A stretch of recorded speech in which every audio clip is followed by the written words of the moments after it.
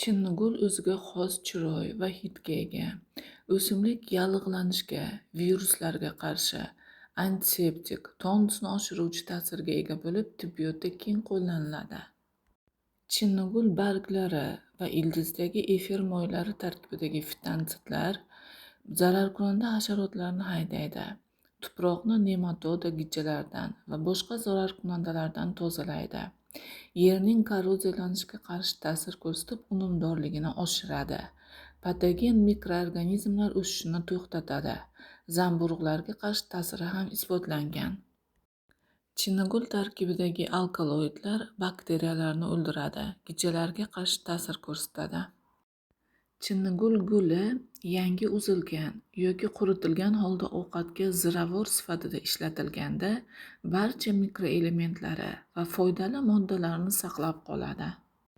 Mayda gulli chinnigulning turli dozalardagi efir moylari jigarni toksik gepatitda, o't dimlanishi va o'choqli nekroz hosil bo'lishidan himoyalaydi. Qon aylanishini, moddalar almashinuvini yaxshilaydi.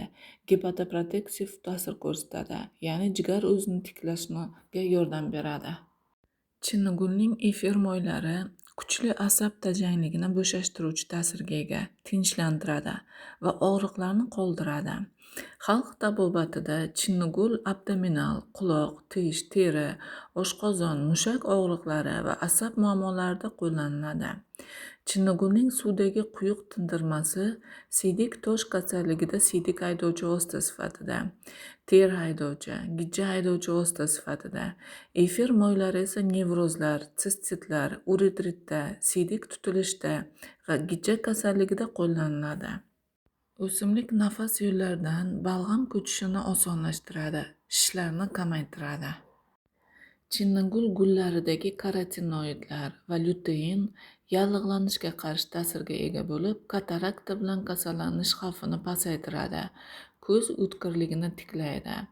Lutein yuqori haroratda parchalanishi bois chinnigul moyi yoki ozroq suvdagi tindirmasi qo'llaniladi. Chinnigul gullarining suvdagi tindirmasi ko'zga tomiziladi. Tish og'rig'i, og'iz bo'shlig'i kasalliklarida og'iz, tomoq chayiladi. Tindirma ichilganda balg'am oson ko'chadi, gijjalarni o'ldiradi.